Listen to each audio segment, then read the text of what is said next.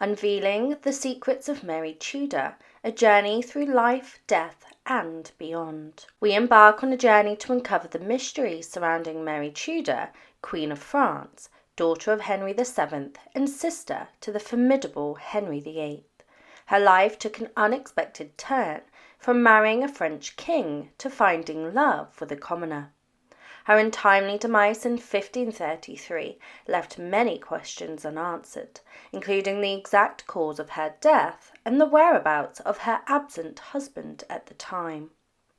Despite the lingering uncertainties, Mary received a regal farewell. Embalmed and adorned in royal symbols, her body lay in state, bathed in the glow of flickering candles. The faithful held constant vigil, their voices rising in daily prayers as preparations for a grand ceremony unfolded. St. Edmundbury Abbey became the final resting place for this beloved princess. French and English heralds joined forces to orchestrate a majestic procession, honouring both her English heritage and her French title. Though visual records remain hidden, descriptions of other Tudor queens' funerals paint a vivid picture of the solemnity and splendour that likely filled the air. Frances Brandon, Mary's eldest daughter, assumed the role of chief mourner. Her grief shared by siblings and dignitaries. Together they embarked on a poignant journey, their horses cloaked in black, banners proclaiming Mary's lineage, and a golden pall depicting her royal image covering the coffin. 6 noble men bore Mary's final resting place, draped in somber velvet and drawn by black-adorned horses. As the procession found its way, impoverished men carrying flickering tapers paved the way for knights, clergy, and Mary's loyal household staff.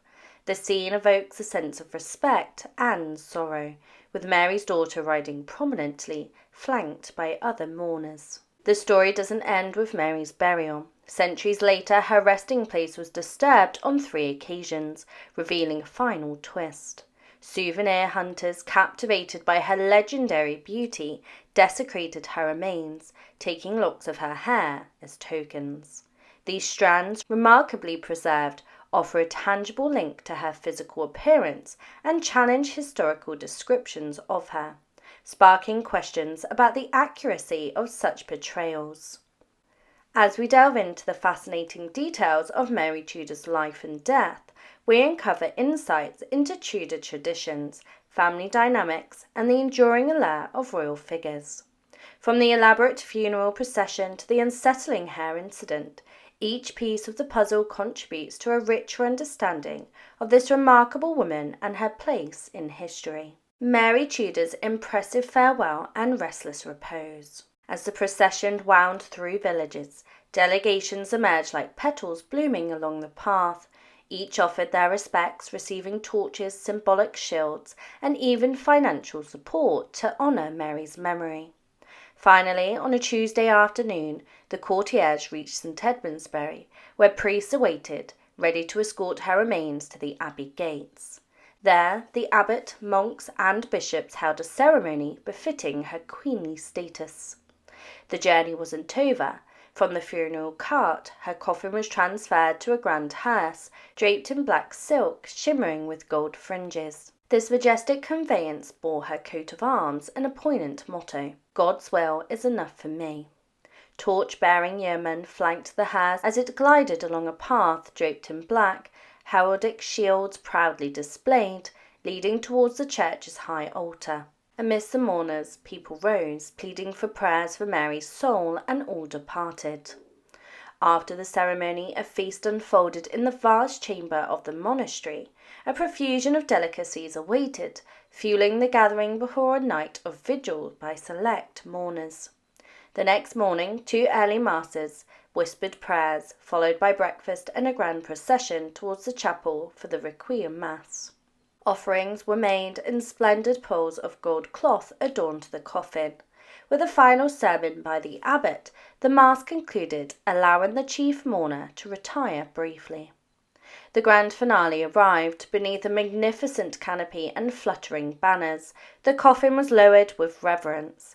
Queen's household officers, tears in their eyes, broke their staves of office and placed them inside the grave. With the final rites complete, everyone departed, sharing farewells and gratitude.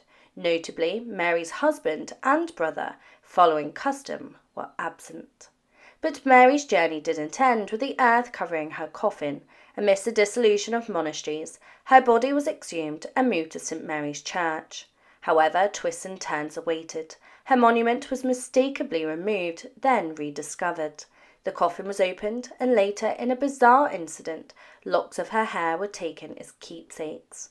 This unsettling act, documented in a letter, preserved a physical link to the Queen, sparking questions about the accuracy of historical portrayals of her beauty.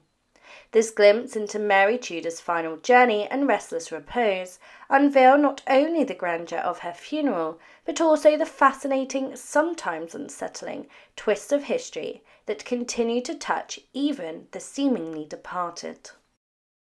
Mary Tudor's resting place and the mystery of her hair. 1784, time seemed to have stopped for Mary Tudor, but not entirely. Her coffin, now deemed mummy-like and bearing a cryptic inscription, Edmund H., revealed its secrets. Years of moisture had painted her remains a curious chestnut hue, and a strange substance resembling chalk hinted at ancient embalming techniques. Even whispers of life lingered, evidenced by insect traces on the decayed linen. However, respect prevailed, and Mary was laid back to rest, albeit in a new, shallower grave, marked by a simple slab. The inscription spoke of her dual titles, Queen of France and Duchess of Suffolk. Yet another clue emerged, a memorial stone marking the spot, a tribute from Dr. Symonds. Since then, her slumber has remained undisturbed, but a peculiar souvenir stirred historical debate, locks of her hair. These strands, scattered through time, tell their own intriguing stories. One travelled from Duchess to Duke, finally landing in a museum. Another found its way from noble hands to reverent Ashby, eventually joining its brethren. Whispers claimed that even townsfolk possessed traces of Mary's golden mane, although her authenticity remained shrouded in mystery.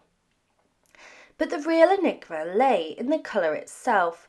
Descriptions of Mary painted a picture of sun-kissed blonde beauty, yet the surviving locks varied from light gold to auburn whispers. This discordance fueled suspicions of manipulation, perhaps strands dyed or falsely attributed for personal gain. Science yearned to unlock the truth, particularly regarding the elusive princes in the tower.